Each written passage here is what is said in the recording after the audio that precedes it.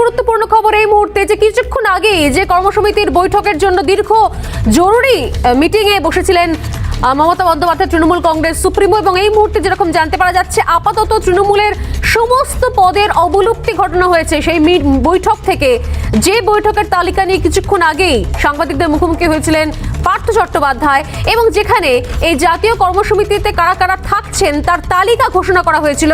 আর এই মুহূর্তে যে আপডেট আসছে আমাদের কাছে, তৃণমূলের জাতীয় কর্মসমিতিতে আপাতত তৃণমূলের সমস্ত পদের অবলুপ্তি ঘটানো হয়েছে, অর্থাৎ একটি মাত্র পদ ছাড়া, শুধুমাত্র চেয়ারপারসন মমতা বন্দ্যোপাধ্যায়, তা বাদ দিয়ে বাকি যে 20 জনের নাম কিছুক্ষণ আগেই ঘোষণা করলেন, কিছুক্ষণ আগে মাত্র আধ ঘন্টা আগে সেই জরুরি বৈঠক শেষ হয়, যে বৈঠকে উপস্থিত ছিলেন সুব্রত বক্সী, উপস্থিত ছিলেন পার্থ চট্টোপাধ্যায়, অভিষেক ব্যানার্জি, তারা সমস্ত উপস্থিত ছিলেন।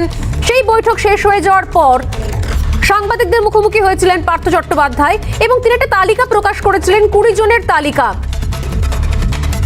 সেই তালিকা প্রকাশের পর এই মুহূর্তে যে খবর সামনে আসছে তা হলো আপাতত তৃণমূলের সমস্ত পদের অবলুপ্তি ঘটানো হয়েছে, থাকছে শুধুমাত্র চেয়ারপারসন মমতা বন্দ্যোপাধ্যায়ের পদটি, বাকি সমস্ত পদ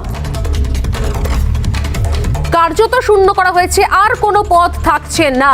অনির্বাণ, আর কি জানতে পারা যাচ্ছে সেক্ষেত্রে? এই যে তালিকা কিছুক্ষণ আগে এত লম্বা তালিকা ঘোষণা করলেন 20 জনের নাম নিয়ে পার্থ চট্টোপাধ্যায় সাংবাদিকদের সামনে, সেই তালিকা প্রকাশের পর এই নতুন তথ্যটা কিভাবে সংযোজিত হলো যে শুধুমাত্র একটাই পদ থাকছে চেয়ারপারসন মমতা বন্দ্যোপাধ্যায়? তাহলে বাকি যে শীর্ষ নেতারা যারা এতদিন ধরে গুরুত্বপূর্ণ পদ নিয়ে থাকতেন দলে, কর্মসমিতির বৈঠক হয়ে গেল, তা কারা থাকবেন 20 জন তার তালিকা ঘোষণা হয়ে গেল, কিন্তু এখন জানতে পারা যাচ্ছে সবাই পদহীন, অর্থাৎ কারোর কোনো গুরুত্ব থাকছে না, আর সমস্ত পদের অবলুপ্তি ঘটনা হলো। অনির্বাণ, একেবারেই স্বর্ণালী, একটা কথা স্পষ্ট করে বলে দেওয়া ভালো, তৃণমূল কংগ্রেসে আজকে এই নতুন গঠিত জাতীয় কর্মসমিতি, 20 জনের জাতীয় কর্মসমিতি, সেখানে চেয়ারপারসন মমতা বন্দ্যোপাধ্যায় একমাত্র অসাধারণ, বাকিরা সবাই সাধারণ, অর্থাৎ বাকিরা সবাই এই কর্মসমিতির সাধারণ সদস্য, তাদের কারুর আর অতিরিক্ত কোনো দায়িত্ব বা গুরুত্ব রাজনৈতিক বিচার আমরা যেভাবেই ব্যাপারটাকে ব্যাখ্যা করার চেষ্টা করি না কেন সেটা নেই। দলের যাবতীয় সিদ্ধান্ত, সেটা এই রাজ্যের হোক, রাজ্যের বাইরে হোক, জাতীয় রাজনীতির অন্য কোনো প্রসঙ্গে হোক, তার চূড়ান্ত সমস্ত সিদ্ধান্তের চূড়ান্ত ভার মমতা বন্দ্যোপাধ্যায় এবং মমতা বন্দ্যোপাধ্যায়ের উপরই ন্যস্ত থাকলো। আমি শতরূপের কাছেই আসি। যখন এই খবর আসছিল, শতরূপ আমার সঙ্গে রয়েছেন স্টুডিওতে, শতরূপকে দিয়ে শুরু করি। শতরূপ, নিঃসন্দেহে আজকে পুর নিগমের ভোটের দিকে নজর তো রয়েছেই, কিন্তু এই মুহূর্তে যে ঘোষণা, অর্থাৎ একটাই এই মুহূর্তে পোস্ট কর্মসমিতির বৈঠকের পরে, তা মমতা বন্দ্যোপাধ্যায় চেয়ারপারসন, বাকি আর কোনো কারোর দায়িত্ব রইল না। কি মনে হচ্ছে এতদিনের বিভিন্ন যে দলের অন্দরের বক্তব্য, মানে এই ফাটল হোক, এই হোক, সেই হোক, বিভিন্ন বিষয় সামনে চলে আসছিল, আজকে এটার পর কি কোথাও মনে হচ্ছে যে একটা সুন্দর ছবি, স্পষ্ট ছবি সামনে ভেসে আসছে? একটা কথা আমি বলি স্বর্ণালী, এটা একটা দলের আভ্যন্তরীণ বিষয়, আমার এই নিয়ে খুব একটা বলার কিছু নেই। আর সত্যি কথা বলতে এটা না নতুন কোনো জিনিস আমরা দেখছিও না। তৃণমূলের কর্মসমিতি বলে কিছু হয় না, তৃণমূলে মমতা বন্দ্যোপাধ্যায় ছাড়া বাকি সবাই কর্মহীন, এটাই তাদের একমাত্র পরিচয়। এবং 1 পার্সন 1 পোস্ট বলেও কিছু হয় না। মমতা বন্দ্যোপাধ্যায় হচ্ছেন 1 পার্সন অল পোস্টস, এবং বাকিরা সবাই হচ্ছে যে মানে every other person without any post.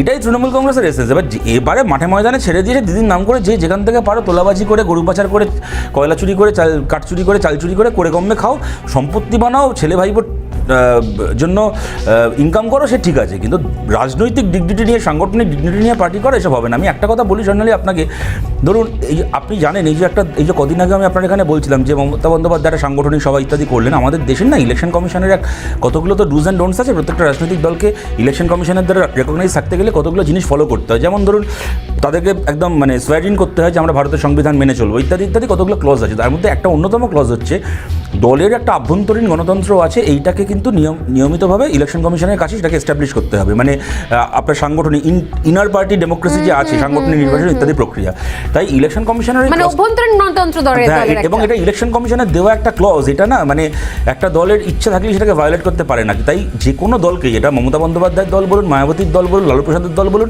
মানে ব্যক্তি মালিকের দল বলতে আমরা যে দলগুলোকে চিনি ভারতে, সব দলকেই কিন্তু এটা দেখাতে হয়। এর বাইরে কিন্তু দলের গণতন্ত্রের কোনো সম্পর্ক নেই। এখানে আমি লাস্ট একটা কথা বলি আপনাকে স্বর্ণালী, দেখুন আপনি এতদিন ধরে সাংবাদিকতা করছেন, আপনি দেখবেন আর ধরুন আমাদের পার্টির ক্ষেত্রে বলছি, আমাদের সিপিআইএমকে নিয়ে, আমি অন্য কোনো দলের উদাহরণ কেন দেবো? ধরুন সীতারাম ইয়েচুরি যখন জেনারেল সেক্রেটারি হলো, জেনারেল সেক্রেটারি হওয়ার 15 মিনিট আগে পর্যন্ত গোটা দেশের মিডিয়ায় জল্পনা চলছিল যে প্রকাশ কারাতের সমর্থন আছে এসআরপি, মানে এসআরপির দিকে, এসআর পিল্লাইয়ের দিকে, উনি হবেন নাকি সীতারাম ইয়েচুরি হবেন। বা আপনি ছেড়ে দিন, ধরুন মাঝে মধ্যেই পশ্চিমবাংলায় সিপিআইএমের রাজ্য কমিটির মিটিং নিয়ে আপনারা খবর করেন, কতটা ঠিক, কতটা ভুল, কতটা এক্সাজারেটেড, কতটা বস্তুনিষ্ঠ সেটা অন্য ডিবেট, কিন্তু যে মাঝে মধ্যে খবর করেন যে বিমান বসুর ওই বক্তব্য সমালোচনা করা হয়েছে, বুদ্ধদেব ভট্টাচার্যের এই কাজকে আজ বলা হয়েছে যে আপনারা এটাকে এইভাবে করলে ভালো হতো, ওই সিদ্ধান্তের সমালোচনা করা হয়েছে। মাঝে মধ্যে তো সিপিএমকে নিয়ে খবর আপনারা করেন এবং বছরের পর বছর ধরে, দশকের পর দশক করছেন। অনিল বিশ্বাস জ্যোতিবাবুর সময় থেকে করে আসছেন। কোনোদিন আজ অব্দি আমরা দেখেছি যে তৃণমূলকে নিয়ে কোনো মিডিয়ায় খবর হচ্ছে যে মমতা বন্দ্যোপাধ্যায়ের এই বক্তব্যের অমুক সমালোচনা করেছে, অভিষেক ব্যানার্জির এই কথার তমুক সমালোচনা করেছে, আমরা কোনোদিন দেখি না খবর। করাবার্তা দেওয়া হচ্ছে, সাম্প্রতিক সময় মদন মিত্রের জন্য করাবার্তা দেওয়া হলো, সৌগত রায়, কল্যাণ বন্দ্যোপাধ্যায়, প্রত্যেকের জন্য দলের তরফ থেকে করাবার্তা দেওয়া হচ্ছে। আপনি আমার কথাটা যদি একটু বোঝার চেষ্টা করেন, আমি বলছি এইটা যেটা আপনি বলেন they are washing dirty linen in public, এরা দলের মিডিয়াতে একে অপরের বিরুদ্ধে তাদের মানে খারাপ লাগাটা জাহির করছেন, বা যাকে বলে সোজা কথা একে অপরকে অপমান করছেন। কিন্তু আমি বলছি দলের আভ্যন্তরীণ মিটিংয়ে মমতা বন্দ্যোপাধ্যায়ের কোনো সিদ্ধান্ত প্রশ্নের সামনে পড়ছে, এই আপনি গত 3 দশকে দেখাতে পারবেন কি? 2 দশক তৃণমূল তৈরি হওয়ার পর থেকে 2.5 দশকে দেখাতে পারবেন না। তার কারণটা হচ্ছে আমরা সবাই জানি তৃণমূলের রাজ্য কমিটি বলে কিছু হয় না, কর্মসমিতি বলে কিছু হয় না। তৃণমূল কংগ্রেসের রাজ্য কমিটি মিটিংটা মমতা বন্দ্যোপাধ্যায়ের মস্তিষ্কের ভেতর হয়, কোনো ঘরে হয় না, কোনো বেঞ্চে বসে হয় না। মমতা বন্দ্যোপাধ্যায় মনে মনে যেটা ভাবেন, এই মুহূর্তে যেটা বলতেন অভিষেক বন্দ্যোপাধ্যায় এই মুহূর্তে পদহীন, কোথাও মনে হচ্ছে যে এখানে অন্তত একটা সেই পরিবারতন্ত্র থেকে বেরিয়ে আসার চেষ্টা চলছে। এবার অন্তত তৃণমূল কংগ্রেসের ভাবমূর্তি উজ্জ্বল হলো। আপনার তো আমাকে অ্যাপ্রিশিয়েট করা উচিত। আমি তো, আমার মনে পড়ে গত বিধানসভা ভোটের পরেই আপনার শোতে বসে আমি বলেছিলাম যে তখন তো আমার সঙ্গে তৃণমূলের, আমার মনে নেই সেদিন কে ছিলেন, তারা অনেক পরিহাস করেছিলেন। আমি বলেছিলাম যে অচিটা দেখতে পাবো কালীঘাট তৃণমূল এবং ক্যামাক স্ট্রিট তৃণমূল আলাদা হচ্ছে। আমার মনে আছে আমি স্পেসিফিক্যালি আপনার সোজাসুজি স্বর্ণালীতে বসে বলেছিলাম আজ থেকে 10 মাস আগে। আমি আপনাকে যে কথাটা বলছিলাম সেটা হচ্ছে তৃণমূলের অভ্যন্তরীণ গণতন্ত্র, দলীয় গণতন্ত্র নিয়ে প্রশ্ন করছেন। আমি বললাম তৃণমূলের রাজ্য কমিটি মিটিংটা মমতা ব্যানার্জির মস্তিষ্কের ভেতর হয়, উনি মুখ দিয়ে যেটা বলবেন সেটাই হচ্ছে রাজ্য কমিটি, উনি যা ভাববেন সেটা মিটিং, উনি যা বলবেন সেটা সিদ্ধান্ত। এর বাইরে তৃণমূলের গণতন্ত্র বলে কিছু হয় না। আর ক্যামাক স্ট্রিট তৃণমূল, কালীঘাট তৃণমূল আলাদা, এ তো আমি 10 মাস ধরে দেখুন, এত কচকচিতে না গিয়ে আমি সাধারণ মানুষ হিসেবে একটা জিনিস দেখলাম যে এখানে শতরূপ বা সজলদা যে দুটি দলকে রিপ্রেজেন্ট করেন তারা খুব রেজিমেন্টেড, এবং আমি একসময় খুব ভাবতাম যে রেজিমেন্টেড পার্টি দারুণ একটা ব্যাপার। এবং উল্টো দিকে কংগ্রেসি ঘরানার যে দলগুলি জেনারেলি একটু ঢিলে ঢালা ওপেন প্ল্যাটফর্ম, আমব্রেলা অর্গানাইজেশন বলা হয় জেনারেলি। তো একটাই পোস্ট, বাকি সব ল্যাম্পোস্ট, আমি মেনেই নিচ্ছি একটাই পোস্ট মমতা বন্দ্যোপাধ্যায়, বাকি সবাই কর্মহীন, তারা ল্যাম্পোস্ট, তারা মেনে নিচ্ছেন অনির্বাণ। হ্যাঁ, মেনে নিচ্ছে এই কারণে যে রেজিমেন্টেড পার্টির সব দিগ্গজ বিপ্লবীরা এই ল্যাম্পোস্টদের কাছে হেরে ভূত হয়ে যাচ্ছে, গোহারান হাঁটছে, জামানত বাজেয়াপ্ত হয়ে যাচ্ছে। অমিত শাহর মতো মহামহিম নেতা তিনি অবধি ল্যাম্পোস্টদের সামনে এসে গড়াগড়ি খাচ্ছেন। তাহলে ল্যাম্পোস্টই ভালো ভাই, ল্যাম্পোস্টই থাক না। আমার তো নির্বাচনে সাফল্য নিয়ে প্রশ্ন, কোন মডেলে সাফল্য আসবে, এটা একটা পার্টি তো আরেকটা পার্টির কাছে পরামর্শ নিতে যাবে। আজকের বিষয়ের কথা বলুন, আরে কে হেরেছে, কে জিতেছে, কিভাবে এই নির্বাচনে জিতছেন, কিভাবে নমিনেশন দেবার সময় কিভাবে তাতেই আপনারা আনকনটেস্টেড হয়ে যাচ্ছেন, এটা তো সেকেন্ড হাফে আসবো। এই হাফে আপনি আপনার দলের সাংগঠনিক পদ দিয়ে কথা বলুন। না, আপনারা কি স্বাগত জানাচ্ছেন? ওই একই গরুর রচনা প্রতিদিন আউটালে চলবে নাকি? হেরে গড়াগড়ি খাচ্ছেন। এবার বলুন আমি সাধারণ মানুষ কোন দিকটাকে ঠিক বলে মনে করবো? সাধারণ মানুষ তো সাধারণ মানুষ। একটা কথা বলতে পারি কি? আমি যদি আমি দেখছি শ্রমিকটা জয়েন করে উনি নিশ্চয়ই বলবেন। আমি একটা কথা বলছি এখানে, সেটা হচ্ছে এক সেকেন্ড সাধারণ মানুষ হলে টিভিতে বসে ভাষণ দেয় না। আমি একটা কথা বলছি, আমি একটাই কথা বলছি, সেটা হচ্ছে যে অনির্বাণ যে কথাটা বললো এটাও বলতেই পারে। দেখো, আকবর বলো কি ধরো মনে করো রাজা কৃষ্ণচন্দ্র বলো কি রাজতন্ত্র যখন ছিল তখনও তো কিছু মানুষ রাজদরবারে রাজার জুতো বালিশ করতো। তারা তো সবাই তো তখন পার্টিসিপেটরি ডেমোক্রেসির পক্ষে ছিল না। রাজতন্ত্র থেকে গণতন্ত্র যে কনভার্সন হয়েছে সেখানে তো যেমন কিছু, আমি জাস্ট কথাটা শেষ করি, স্বর্ণালী আসবে তো বটেই। আমি বলছি কিছু মানুষ যেরকম অংশগ্রহণমূলক গণতন্ত্র চেয়েছিল, কিছু মানুষ গণতন্ত্রে অংশগ্রহণ করার অধিকার চেয়েছিল, তেমন কিছু মানুষ তো বলেছিল যে রাজা আমায় খেতে দিচ্ছে, পড়তে দিচ্ছে, রাজার তোমার মাথায় থাক। সুতরাং রাজতন্ত্রের সমর্থক চিরকালই ছিল, আজকে অনির্বাণ বলে না। আমি আসবো, এই প্রত্যেকের কাছে আসছি। তবে এই মুহূর্তে আমাদের সঙ্গে যোগদান করেছেন বিজেপির প্রধান মুখপাত্র সমীক ভট্টাচার্য। সমীকদের স্বাগত আপনাকে রিপাবলিক বাংলায়। দিনভর 4 পুর নিগমের ভোট নিয়ে ভুতুরে ভোটার থেকে শুরু করে নানা ধরনের ছবির সাক্ষী থাকলাম আমরা। চাপা ভোট, ভুতুরে ভোটার, বহিরাগত অনেকগুলো বিষয় আসলো।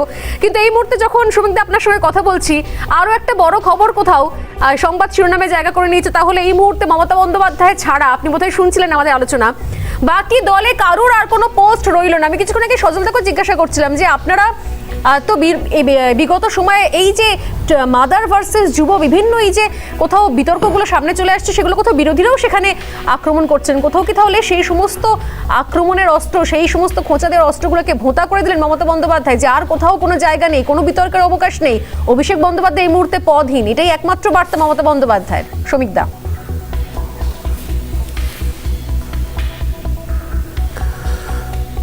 দেখুন, তৃণমূল একটা ভিন্ন রাজনৈতিক দল। তাদের গঠনতন্ত্র নিয়ে তারা কাকে কোথায় প্লেসমেন্ট দেবেন, কাকে ওপরে তুলবেন, কাকে নিচে নামিয়ে দেবেন, এ নিয়ে বলার কোনো নৈতিক অধিকার আমার মনে হয় অন্য রাজনৈতিক দলের থাকে না এবং স্বাভাবিকভাবেই নেই। আমি নির্দিষ্ট একটা রাজনৈতিক দলের সদস্য, আমার বক্তব্য মানুষের জানা, আমাদের রাজনৈতিক অবস্থান মানুষের কাছে স্পষ্ট। কিন্তু যেহেতু বিষয়টা পাবলিক ডোমেনে চলে এসেছে এবং এটা নিয়ে আপনারা সংবাদ মাধ্যমে বিভিন্ন আলাপ আলোচনা করছেন, এবং তার থেকেও বড় কথা হলো এদের এই ক্ষমতার পট পরিবর্তনের মধ্যে একটা অন্য বিষয় প্রকট হয়ে পড়ছে। সেটা হলো কিছুদিন আগে অনুব্রত মণ্ডল বলেছিলেন যে আমরা যে ভুল পঞ্চায়েত নির্বাচনে করেছি, মানুষকে ভোট দিতে দিইনি, সেই ভুল আর আমরা ভবিষ্যতে করব না, সামনে নির্বাচনগুলোকে আমরা মানুষকে ভোট দিতে দেব। 1, 2, কলকাতা কর্পোরেশন নির্বাচনের আগে সম্ভবত অভিষেক বন্দ্যোপাধ্যায় বলেছিলেন যে কোনো জবরদস্তি চলবে না, যদি কোনো জায়গায় দখলদারি হয়, যদি কেউ আক্রান্ত হন, বিরোধী প্রার্থীদের বাধা দেওয়া হয়, দল তাদের বিরুদ্ধে ব্যবস্থা নেবে। আমরা দেখলাম কলকাতা কর্পোরেশনের নির্বাচনে তৃণমূল কংগ্রেসের প্রার্থী বিরোধী রাজনৈতিক দলের প্রার্থীর এজেন্টদের বুথের ভেতর থেকে কলার ধরে টেনে বার করছেন। কলকাতা কর্পোরেশনের নির্বাচন আপনারাও সংবাদ মাধ্যমে দেখিয়েছেন কি হয়েছে। তৃণমূল কংগ্রেস কারোর বিরুদ্ধে কোনো ব্যবস্থা নেয়নি। এবার অনুব্রত মণ্ডল তিনি বলার পরে কার্যত বিনা প্রতিদ্বন্দ্বিতায় বীরভূমের সমস্ত মিউনিসিপ্যালিটিগুলো তিনি জিতে নিলেন, আর সে কারণেই তার আজকে পদোন্নতি হয়ে গেল, তিনি সরাসরি জাতীয় কর্মসমিতিতে পৌঁছে গেলেন। অর্থাৎ তৃণমূল আসলে যেটা বিশ্বাস করে সেটা দখলদারির রাজনীতি। গণতন্ত্রের যেটা প্রাথমিক শর্ত, রাইট টু ডিসেন্ট, বিরোধিতার অধিকার, সমালোচনা গ্রহণ করবার মতো একটা মানসিকতা, সেটা তৃণমূল কংগ্রেসের নেই। সেজন্যই পশ্চিমবঙ্গ বিধানসভায় গত 10 বছরে একটাও মুলতবি প্রস্তাব গ্রহণ করা হয়নি। সেহেতু কোনোদিন পশ্চিমবঙ্গের তথাকথিত নির্বাচন কমিশন স্বতন্ত্রভাবে কোনো পদক্ষেপ নেয়নি। একবার নিয়েছিল, গভীর রাতে আবার তাকে পদত্যাগ করতে হয়। এবার শতরূপ যেটা বলছে, একটু আগে শতরূপের বক্তব্য শুনলাম, ও রাজতন্ত্রের কথা বলছে, পার্টিসিপেটরি ডেমোক্রেসির কথা বলছে। আমি শুধু এর মধ্যে একটু ওকে সাপ্লিমেন্ট করতে চাই যে অতীতে যখন অলিগার্কি ছিল তার মধ্যেও কিন্তু একটা বিরুদ্ধ মত থাকতো, সেখানেও রাজতন্ত্রের মধ্যে সভাসদ থাকতো, তাদের মধ্যে পরস্পর বিরোধিতা থাকতো, কিছু স্বতন্ত্র মত থাকতো, এবং সেখানে হয়তো লবিং করে কেউ একটু এগিয়ে যেতে পারতেন, কেউ পিছিয়ে আসতে পারতেন, কিন্তু সভাসদদের মধ্যে সমস্ত ডাইনেস্ট্রিতে, সমস্ত যারা ইনভেডার বাইরে থেকে এসেছিলেন তাদের এবং যারা আমাদের এখানকার একদম সন অফ দ্য সয়েল, প্রত্যেক ডাইনেস্ট্রিতেই একটা আভ্যন্তরীণ দ্বন্দ্বটা প্রকট ছিল এবং সেটাকে নিয়েই রাজতন্ত্র চলতো। কিন্তু এরা যেটা চলছে, এটা যে সরকারটা এখন তৃণমূল চালাচ্ছে বা যেভাবে তৃণমূল চলেছে, এটা ডেমোস, অলিগার্কি না একটা বিধ্বংসী আধিপত্যবাদ, যেখানে অন্য কারোর কোনো মতামত গ্রহণ করা হবে না, কেউ মতামত দিতে পারবে না। আর তৃণমূল কংগ্রেস একটি পরিবারতান্ত্রিক রাজনৈতিক দল, তারা যে দলের গর্ভ থেকে জন্ম নিয়েছে সেখানেও পরিবারতন্ত্র আছে। এখানে তোমার বক্তব্য, যেটা অভিযোগ আপনারা বারবার করেন যে তৃণমূল কংগ্রেস পরিবারতান্ত্রিক দল, কোথাও আজকে এই যে অভিষেক বন্দ্যোপাধ্যায়কে কোনো পদ না দিয়ে যে কর্মসমিতি তৈরি হলো, সেখানে কোথাও কি পরিবারতন্ত্রের অপবাদ যে অভিযোগ, সেগুলো কোথাও কি শেষ হয়ে গেল না, মূলেই বিনষ্ট হলো না? না না না, আমার মনে হয় এটা এখনো শেষ হয়ে যায়নি। শেষ হয়ে কারণেই যায়নি, অভিষেক বন্দ্যোপাধ্যায় একজন তরুণ যুবক, তিনি দুবার সাংসদ হয়েছেন, সুন্দর চেহারা, ভালো কথাবার্তা বলেন, তিনি নেতা হতেই পারেন, তার নিয়ে আমাদের কোনো আপত্তি থাকতে পারে না। কিন্তু পুরো বিষয়টাই হচ্ছে পরিবার কেন্দ্রিক তৃণমূল কংগ্রেসে। শুধু একমাত্র আপনি মুখ্যমন্ত্রীর পরিবার বলবেন না, সর্বত্রই তৃণমূল কংগ্রেসের একটা পরিবারের ছোঁয়া আছে।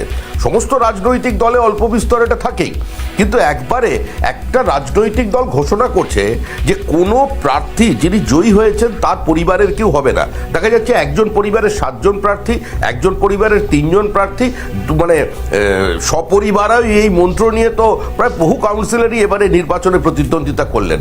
প্রশ্নটা এই জায়গায়, আবার প্রশ্নটা একটু উল্টো করে দেখতে পারেন যে বিভিন্ন সময় যে কোনো রাজতন্ত্রের মধ্যেই সাকসেসরদের নিয়ে একটা ঝামেলা থাকে। যখন সম্রাটের অধীনে বহু জায়গায় দেখা যায় কিছু ছোট ছোট বিদ্রোহ, আগেকার দিনে দেখা যেত ছোট ছোট জায়গায় একটা বিদ্রোহ মাথাচাড়া দিয়ে উঠছে, রাজতন্ত্রের মধ্যে সেটা দমন করবার জন্য বিভিন্ন ধরনের সৌমিকদা একটু বিরত করছি আপনাকে এই মুহূর্তে একটু বিরত করছি। এই মুহূর্তে আমাদের সঙ্গে টেলিফোনে রয়েছেন শোভনদেব চট্টোপাধ্যায়, তৃণমূল কংগ্রেস নেতা। শোভনদেব বাবু, স্বাগত আপনাকে রিপাবলিক বাংলায়। কর্মসমিতির বৈঠকের পরে আপাতত সমস্ত পদের অবলুপ্তি ঘটানো হয়েছে এবং একটি মাত্র পদ থাকছে মমতা বন্দ্যোপাধ্যায়ের চেয়ারপারসন পদ। এই বিষয়টাকে আপনারা কিভাবে দেখছেন? আমরা এটাকে স্বাগত জানাচ্ছি। এই জন্যই স্বাগত জানাচ্ছি যে বিগত যে লাস্ট ওয়ার্কিং কমিটি মিটিং হয়েছে সেই মিটিংও আমি ছিলাম, আমি ওয়ার্কিং কমিটির সদস্য দলের। সেই মিটিংয়ে আমরা ঠিক করে দিয়েছিলাম যে যে কোনো সিদ্ধান্তকে বদল করার ক্ষমতা থাকবে মমতা বন্দ্যোপাধ্যায়ের হাতে, সেই অনুযায়ী তিনি মনে করেছেন এই মুহূর্তে দলের সমস্ত পদ গুলি তুলে আপাতত স্থগিত রেখে দলের নতুন কর্মসমিতি তৈরি করার আমি মনে করি তিনি ঠিক করেছেন। অতীতে প্রমাণিত হয়েছে মমতা বন্দ্যোপাধ্যায় যে সিদ্ধান্ত নিয়েছেন তাতে দল এগিয়েছে, তাতে দল বেড়েছে, তাতে দল বারবার ক্ষমতায় এসেছে, পঞ্চায়েত, জেলা পরিষদ, বিধানসভা, লোকসভায় জয়লাভ করেছে। অতএব এই সিদ্ধান্ত সঠিক সিদ্ধান্ত বলেই আমি মনে করি। কিন্তু শোভনদেব বাবু, এটা কি মনে হয় না কোথাও বিরোধীরা যেটা বলছেন এতে দলের অভ্যন্তরীণ গণতন্ত্র কোথাও বিঘ্নিত হচ্ছে? না, আমরা তো ক্ষমতা তো দিয়েছি আমাদের ওয়ার্কিং কমিটি মিটিং এ, লাস্ট ওয়ার্কিং কমিটি মিটিং এতে আমরা সবাই ছিলাম। সেইখানে আমরা পরিষ্কার হয়ে জানিয়ে দিয়েছি যে সব সিদ্ধান্তের পরেও একটা ক্ষমতা থাকবে চেয়ারম্যানের, তিনি সেই সিদ্ধান্তকে হ্যাঁও করতে পারেন, নাও করতে পারেন। এটা আমাদের দেওয়া ক্ষমতা, সেটা যদি প্রয়োগ করেছেন, এর মধ্যে তো কোনো অগণতান্ত্রিক হওয়ার কিছু নেই। আমরা সকলে মিলে যে অধিকার দিয়েছি মমতা বন্দ্যোপাধ্যায়কে, যে ক্ষমতা দিয়েছি সেই ক্ষমতা তিনি প্রয়োগ যখন খুশি করতে পারেন, আমাদের কারোর কিছু বলার। তো অভিষেক বন্দ্যোপাধ্যায় তিনি, তারও কোনো পদ থাকলো না, এতে কি কোথাও মনে হয় না যে তাহলে যুবদের মনোবল ভাঙবে? এগুলো আলাদা করে অভিষেক বন্দ্যোপাধ্যায় কি শোভনদেব চট্টোপাধ্যায় এসব কোনো কথা না। যা সিদ্ধান্ত হয়েছে সেই সিদ্ধান্ত আপনারা জেনেছেন, ইন্ডিভিজুয়াল কোনো প্রশ্নের উত্তর আমি দেব না। অনেক ধন্যবাদ শোভনদেব বাবু। শোভনদেব চট্টোপাধ্যায় তৃণমূল কংগ্রেস নেতা আমাদের সঙ্গে ছিলেন। হ্যাঁ, খুব সংক্ষেপে। প্রথম কথা, শোভনদেব বাবুর কথাটা শুনলাম, উনি অত্যন্ত সিনিয়র নেতা, অত্যন্ত সজ্জন মানুষ। আমি ওনাকে কোনোভাবে আঘাত করতে চাই না, কিন্তু এটা ঘটনা। উনি যে খুব গর্ব করে বলছিলেন না যে আমরা সিদ্ধান্ত নিয়েছিলাম যে মমতা বন্দ্যোপাধ্যায় সিদ্ধান্ত পাল্টাতে পারেন, এবং ওনারা যে এই সিদ্ধান্তটা নেবেন এটাও মমতা বন্দ্যোপাধ্যায় ঠিক করে দিয়েছিলেন যে আপনারা এই সিদ্ধান্তটা নেবেন। সুতরাং এইগুলোকে নিয়ে আমরা খুব একটা কথার মধ্যে নেই। তবে একটা কথা তোমায় বলি, সেটা হচ্ছে পরিবারতন্ত্রের কথা বলছিলে স্বর্ণালী তুমি। অভিষেক বন্দ্যোপাধ্যায় সাময়িকভাবে কোনো কর্মসমিতিতে থাকা কি না থাকা, পরিবারতন্ত্র মানে না শুধুমাত্র কারোটা পোস্ট হোল্ড করা নয়। মুখ্যমন্ত্রীর ভাই এবং ভাইয়ের বউ হয়ে সমাজসেবা করে 5 কোটি টাকা ইনকাম করে ফেলাটাও একটা পরিবারতন্ত্র, বরং সেটারও জঘন্য পরিবারতন্ত্র। আমি তো চাই মমতা বন্দ্যোপাধ্যায়, তুমি পরিবারতন্ত্র খারাপ বলছো, আমি তো চাই মমতা বন্দ্যোপাধ্যায় 14 গোষ্ঠীতে সবাই এবার ভোটে দাঁড়াক, যাতে আমরা জানতে পারি জ্যোৎস্না ব্যানার্জির মতো, ওনার এই কস্তুরী ব্যানার্জির মতো ওনার পরিবারে আর কোন কোন সদস্য স্বামী স্ত্রী মিলে সমাজসেবা করে 5 কোটি টাকার মালিক হয়েছে। আমি তো চাই। এবং আমার শেষ কথা এখানে, এই যে অলিগার্কি নিয়ে একটা কথা বলছিলেন শ্রমিকদা, বা জেনারেলি আমরা যে আলোচনা করছি, দেখো তৃণমূলের দলীয় গণতন্ত্র, আভ্যন্তরীণ গণতন্ত্র নিয়ে আমার বদল নয়, কিন্তু সমস্যাটা কোথায় জানো তো স্বর্ণালী? এই মানসিকতার কিছু মানুষজন যখন রাজ্যে ক্ষমতায় থাকে তখন তুমি দেখো আমাদের রাজ্যে কোনো ব্রিদিং স্পেস নেই। আজকে একটা সরকার চালাচ্ছে তৃণমূল, ঠিক আছে, প্রতিটা পঞ্চায়েত, প্রতিটা সমিতি, প্রতিটা জেলা পরিষদ, প্রতিটা কর্পোরেশন, প্রতিটা মিউনিসিপ্যালিটির প্রতিটা আসন তৃণমূল থাকবে, শূন্য মানে বিরোধীদের শূন্য হতে হবে, 100। আমি জাস্ট কথাটা শেষ করতে আমি ভুলে যাবো, জাস্ট কথাটা শেষ করে ইন্টারাপ্ট করো না, আমারও সময় বেশি লাগবে না। পশ্চিমবাংলায় যত সিট আছে, যতগুলো স্তরে যতগুলো সিট, সবে থাকবে তৃণমূল। পাড়ার প্রতিটা ক্লাবের প্রেসিডেন্ট হবে তৃণমূলের, প্রতিটা পুজো কমিটির মাথায় থাকবে তৃণমূলের লোকেরা। সর্বগ্রাসী খিদে কোন জায়গায় পৌঁছতে পারে? একটা পাড়ায় সিপিএম এর সমর্থক থাকে, তৃণমূলের সমর্থক থাকে, বিজেপির সমর্থক থাকে, কংগ্রেস সমর্থক থাকে। সেই পাড়ার দুর্গাপুজোর প্যান্ডেলে দুর্গা ঠাকুরের মূর্তি তৈরি হবে মমতা ব্যানার্জির মতো করে দেখতে। তুমি যে দলেরই সমর্থক হও না কেন, প্যান্ডেলে ঢুকে কোথায় এনে ফেলছো? পর ফিরে আসছি, আমি সঙ্গে থাকুন, প্লিজ সঙ্গে থাকুন। 17 কাছে আসবো, অনির্বাণের কাছে আসি। অনির্বাণ, যারা যারা এই হ্যাশট্যাগ ক্যাম্পেইন করেছিলেন বা যে সমস্ত শীর্ষ নেতারা যারা যুক্ত ছিলেন কোনোভাবে সোজা পথে, ঘুর পথে, আশীর্বাদ ধন্য হিসেবে অভিষেকের মাথায় হাত রেখেছিলেন, সেই হ্যাশট্যাগ 1% 1 পোস্ট, তারা কোথাও নেই, সৌগত রায় নেই এই লিস্টে, কি বলবে অনির্বাণ? না, সজলদার যুক্তি মেনে নিতে হলে তো অভিষেক বন্দ্যোপাধ্যায়ের নামটাই থাকার কথা ছিল না, ওনার নামটাই তো রয়েছে। এবার প্রশ্নটা অন্য জায়গায়, সেটা হচ্ছে তৃণমূল কংগ্রেস একটি স্বাধীন রাজনৈতিক দল। আমি বলেছি একমাত্র সবেদন নীলমণি অভিষেক বন্দ্যোপাধ্যায় শুধু আছেন, যেমন আর আপনাদের কেউ সবেদন নেই। তিনমণি 3টে কাউন্সিলর আছে, একটু থামুন না, আমাকে বলতে দিন। না, অভিষেক আমি তো বললাম, বন্দ্যোপাধ্যায় আজকে আমাকে বলতে দিন। অভিষেক বন্দ্যোপাধ্যায় পদহীন তো, যুবরাজ তো রয়েছে, কিন্তু আরে, যুবরাজের এই তো মাথার মহা মুকুট মুশকিলের কোথায়? কথা। যুবরাজটা তো তুমি সেদিন আপনারা তৃণমূল বলছেন, করতে আপনাদের না তকমা। ভাই। এবার সেদিন তৃণমূল তৃণমূলের এই কংগ্রেস অবস্থায় কিভাবে ছিল দল চালাবে, একদিন। কিভাবে তার চালাবে না, এই প্রশ্নটার সেটা এই যেমন উত্তর BJP হতে পারে যুবরাজ তো না। আমাদের নয়, যুবরাজ তো দলের মধ্যে থেকে তকমা। শতরূপ যুবরাজকে মিডিয়া বলেছে, যুবরাজ তো দলের থেকে তকমা। না দেখুন, আমার কথাটা হচ্ছে যে আমি অনির্বাণের সাথে এটা ঠিক, আমি ওর সাথে আমি আন্তরিকভাবে একমত। আন্তরিকভাবে, হ্যাঁ। অ্যাবসলিউটলি তৃণমূলের সত্যি, আমি যে কারণে আগের বারও বললাম, তৃণমূলের আভ্যন্তরীণ বিষয় নিয়ে আমার বলার কিছু নেই। এবং এই পৃথিবীতে যারা 1 ঘন্টার জন্য তৃণমূল করেছেন, তারা এটা জেনেই তৃণমূল করেছেন যে এখানে মমতা বন্দ্যোপাধ্যায় ছাড়া কারুর কোনো মূল্য নেই। না, কিন্তু আমার খালি একটাই বক্তব্য ছিল। অনির্বাণদের কাছে তো যুব মুখ না, সে ছিল ও অভিষেক বন্দ্যোপাধ্যায়। ও তৃণমূলের সমর্থক, ও কি চোখে দেখবে তৃণমূলকে, আমার সেটা না। আমি একজন মানে তৃণমূলের বাইরের মানুষ হিসেবে, বা তৃণমূল বিরোধী বা তৃণমূলের বাইরের মানুষ হিসেবে আমি মনে করি এটা আমার অধিকার নয়। যুব মুখ একটা মানে রাজনৈতিক এই মুহূর্তে যুব নেতা, সেই জায়গা থেকে দেবাংশু, সুপ্রিয় চন্দ্র, এই যে যুব ফেজ, যারা পরবর্তী ক্ষেত্রে রাজনৈতিক দলের প্রতিনিধিত্ব করছেন, যুব নেতৃত্ব দিচ্ছেন, তাদের কাছে তো অভিষেক বন্দ্যোপাধ্যায় ফেজ। তোমার সাথে যদি আমি পার্সোনালি কখনো এই নিয়ে কথা, আমি আমার মতামত বলতে পারি, কিন্তু কথাটা হচ্ছে আমি একটা দলের প্রতিনিধি হিসেবে অন্য দলের কমিটিতে কারা থাকবে না থাকবে সেটা আমার বিষয় না। আমার খালি একটাই কথা, স্বর্ণালীর এগামে যেটা বলেছিলাম, আমি বাংলার একজন মানুষ হিসেবে আমি চাই যে পশ্চিমবাংলায় একটা দল বিধানসভায় ক্ষমতায় আছে মানে যে কটা সিট তারা জিতলো, তার বাইরে যে কটা সিট জিতলো না, সেই এমএলএদেরকেও দলে নিয়ে নেবে। প্রতিটা গ্রাম পঞ্চায়েত, প্রতিটা সমিতি, প্রতিটা জেলা পরিষদ তাদের হবে, প্রতিটা ওয়ার্ড তাদের কাউন্সিলর হবে, প্রতিটা পুজো কমিটির মাথায় তাদের লোক প্রেসিডেন্ট হবে, প্রতিটা ক্লাব তারা চালাবে, প্রতিটা লাইব্রেরি কমিটি তারা চালাবে, প্রতিটা স্কুল পরিচালনা সমিতি তারা চালাবে, দুর্গাপুজোর প্যান্ডেলের ভেতর তার নেত্রীর মূর্তি হবে। এই পশ্চিমবাংলায় আমাদের কারোর ব্রিদিং স্পেস থাকছে না, এলবো স্পেস থাকছে না। বামপন্থীদের আমল, আমি তোমার বলছি স্বর্ণালী, বামফ্রন্ট সরকার যখন ছিল স্বর্ণালী, এই কলকাতা শহরে, আমি জাস্ট তোমার কথা শেষ করে আমি যখনই বলি তোমার কথা প্রশ্ন মনে পড়ে আমাকে নিয়ে, আমি বলবো বাবা একটা প্রশ্ন, তোমার আগের প্রশ্ন দিয়ে আমি তারপরে প্রশ্ন করবে। ওয়ান পোস্টকে আপনি সমর্থন করেছেন? এটা সমর্থন না, সমর্থন করা না করার প্রশ্ন না। প্রথম কথা যাকে কেন্দ্র করে এই বাবা এবার কথাটা বলতে দাও। দেখো, আমাদের দলে সাধারণভাবে এটা আমরা সবসময় প্র্যাকটিস করে এসেছি যে ধরো আমাদের পার্টির কোনো সম্পাদক তুমি সাধারণভাবে দেখবে না, কোনো স্টেট কোনো স্তরেরই কোনো সম্পাদক তারা কোনো আইনসভায় আছেন বা এমএলএ, অনেকে থেকেছেন তারা হয়তো এমএলএ ছিলেন, পরবর্তীতে পার্টি সেক্রেটারি দায়িত্ব পেয়েছেন, তখন এমএলএশিপ ছেড়ে দিতে, তারা কন্টিনিউ করেন। ভালো বলছেন, ভালো খারাপ, কিন্তু তৃণমূল তো এভাবে কোনো চলে না। তুমি কি বলছো বলো তো? One man one post. Abhishek Bandyopadhyay বিরাট ওয়ান ম্যান ওয়ান পোস্টে ধ্বজাধারী হয়ে গেছে, ও তো ডায়মন্ড হারবারের এমপি এবং দলের জেনারেল সেক্রেটারি। আমি বলছি তুমি পোস্ট বলছো, আমি তারক সিং কাউন্সিলর হবে, আমার ছেলে কাউন্সিলর হবে, আমার মেয়ে কাউন্সিলর হবে, একটা ফ্যামিলিতে 3টে পোস্ট। আমি শশী বাজার মন্ত্রী হয়েছি, আমার মেয়ে হবে কাউন্সিলর। আমি হচ্ছি তোমার শোভনদেব চট্টোপাধ্যায় এমএলএ হয়েছে, মন্ত্রী হয়েছে, তার ছেলে কাউন্সিলর হবে, না হতে পারে তার গোসা হয়ে যাবে। নেতা নেত্রীদের ছেলে মেয়েদেরকে ইয়ে করা, হ্যাঁ। তো আমি তোমায় বলছি তুমি সব ছেড়ে দাও। পশ্চিমবাংলায় তোমার নাম করে বলো, মোহনবাগান ক্লাবের অফিসিয়াল পোস্টে বসে মমতা ব্যানার্জির ভাই, ইস্ট বেঙ্গল ক্লাবের মধ্যে মমতা ব্যানার্জির ভাই, বেঙ্গল হকি, আমার কথাটা শেষ করে দাও ভাই, তুমি বারবার করে ইন্টারাপ্ট করো না আমাকে, যখনই কথা বলতে যাই ভাই। আরে তোমাকে নিয়ে বলছি না, আমি স্বর্ণালীর কথা বলছি। আমি তোমায় বলছি বেঙ্গল টেবিল টেনিস, তুমি বলো তো বেঙ্গল টেবিল টেনিস অ্যাসোসিয়েশনের প্রেসিডেন্ট কি এখন? মমতা ব্যানার্জির ভাই। বাংলা সুইমিং অ্যাসোসিয়েশনের প্রেসিডেন্ট কে? মমতা ব্যানার্জির ভাই। মানে এত বড় অ্যাথলিট পরিবার পশ্চিমবাংলায় জন্মায়নি। বক্তব্য একটাই, সেটা হচ্ছে যে কোনো দল, স্বাধীন রাজনৈতিক দল কিভাবে চলবে, তার গঠনতন্ত্র অনুযায়ী সে কিভাবে কাজ করবে, একান্তই তার ব্যাপার। আমি সাধারণ মানুষ হিসেবে এই কথাটাই বলতে পারি যে নির্বাচনে সাফল্য কোন পথে আসছে, ইংরেজিতে যেটা বলে, যেটা এন্ড জাস্টিফাইজ দ্য মিনস।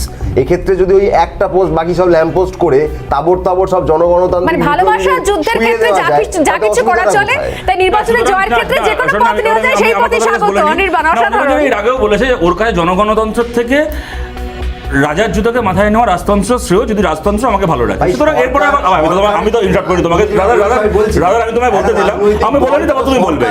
দ্বিতীয় কথা হচ্ছে না আমি তো বললাম, আমি তো তোমার সাথে একমত। হতেই পারে তোমাকে জনগণতন্ত্র থেকে রাজার জুতো মাথায় নেওয়া রাজতন্ত্র তোমার কাছে সুখের, যদি সেটা তোমার সুখে রাখে। অনেক ধন্যবাদ। অদ্ভুত ইন্টারপ্রিটেশন, ও নিজে তো এটা বললো, আমি তো ওকে কোট করলাম জনগণতন্ত্র রাজতন্ত্র। দ্বিতীয় কথা হচ্ছে আমি বারবার করে বলেছি দলের আভ্যন্তরীণ বিষয় নিয়ে কোনো কথা না, আমার ব্যাপারই ছিল না যদি না বাবুন ব্যানার্জি বেঙ্গল অলিম্পিক অ্যাসোসিয়েশনের জয়েন্ট সেক্রেটারি, মোহনবাগানের ফুটবল সেক্রেটারি আর হকির বেঙ্গল প্রেসিডেন্ট হয়ে যেত। বেশ ধন্যবাদ সবাইকে, ধন্যবাদ। একদমই আলোচনার সময় শেষ। নিঃসন্দেহে আমরা ভবিষ্যতে আরো কি নতুন আপডেট আসছে সেদিকে নজর রাখবো। তবে আপাতত এখানে শেষ করছি, সঙ্গে থাকুন।